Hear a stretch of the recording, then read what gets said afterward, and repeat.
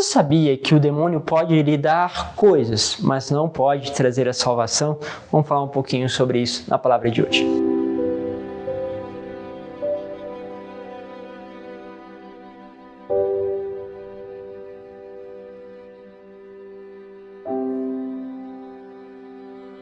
Em nome do Pai, do Filho e do Espírito Santo. Amém. Bom, quero trabalhar com vocês algo que nesses dias vi.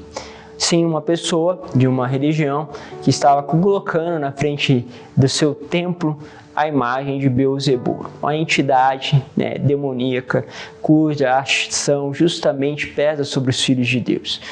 E quando ela expressava assim, e trazia notícia através de um jornal muito conhecido, esta mulher dizia o seguinte: olha, eu recebi tantas coisas boas de Beelzebul que eu queria colocar essa expressão, queria colocar aqui a imagem dele para que as pessoas possam quebrar justamente esta imagem de que é algo ruim, algo negativo, algo mal, mas que possam entender que eu recebi tantas coisas positivas através dele e que também quero que outras pessoas recebam essas coisas positivas.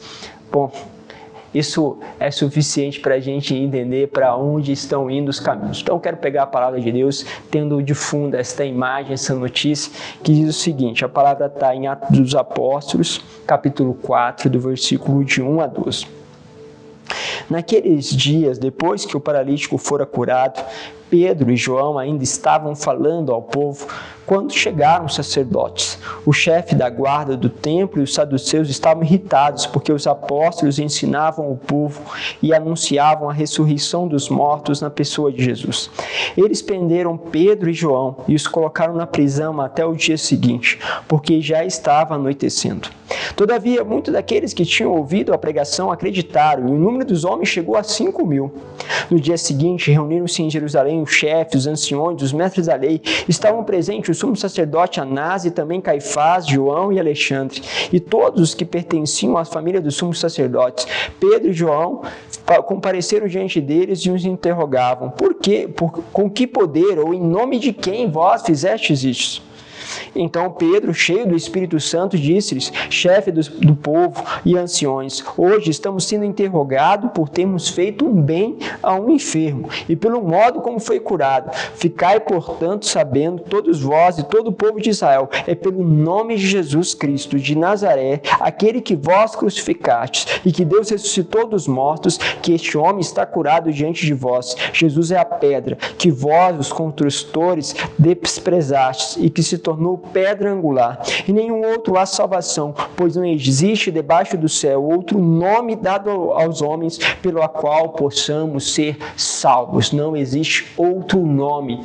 E aqui é muito forte. Por quê? Porque a gente vai recebendo coisas do demônio, do mal, e vamos achando que este bom que nós vamos recebendo significa uma graça, significa então que aquela entidade é boa, e vamos lá cultuar esta imagem e cultuar este demônio. Então nós pecamos contra Deus. Pecamos justamente porque, olha o que está te dizendo aqui, que todas essas coisas procedem dessa imagem, deste demônio, e que esta mulher convida a adorar este demônio. O que acontece?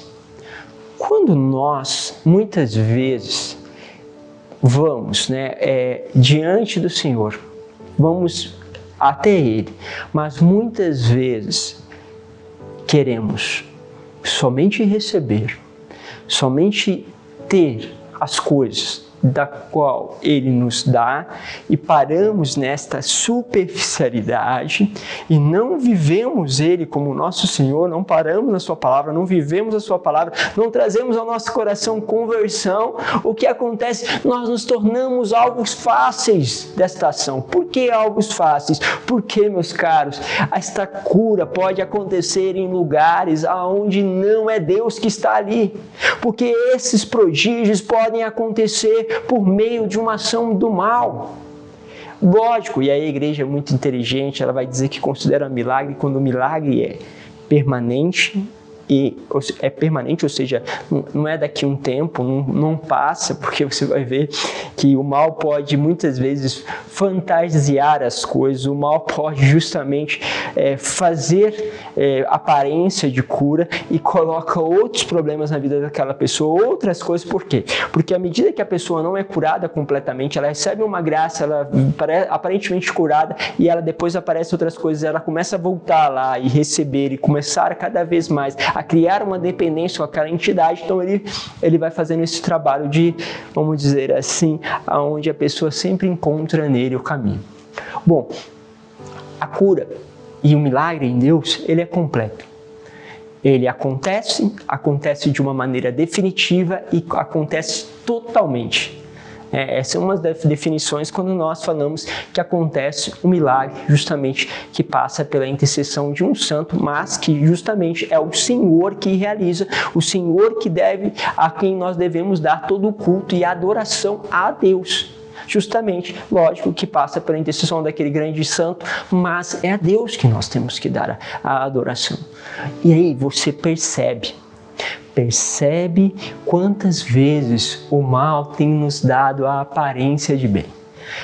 Santo Inácio, ele vai dizer o seguinte, que muitas vezes o demônio se disfarça de anjo de luz, ou seja, há um aparente bem, mas quando você vai olhar lá adiante, quando você percebe a consequência daquilo, você vai perceber um afastamento de Deus. Ou seja, eu deixo de ir na igreja, eu deixo de rezar, eu deixo de me aproximar com Deus, eu começo a me fixar em uma pessoa, eu começo a fixar-se no trabalho, acredito que é a fórmula do trabalho que está sendo feito ali é que cura, eu paro e não adianto na vida espiritual, não caminho, não sou mais profundo, paro de uma forma superficial. Pense neste caminho que nós muitas vezes vamos fazendo e creiam, o mundo sempre traz os seus enganos e você, católico, por favor, não entre nesses enganos, principalmente das falsas doutrinas. Deus vos abençoe, Pai, Filho e Espírito Santo. Amém.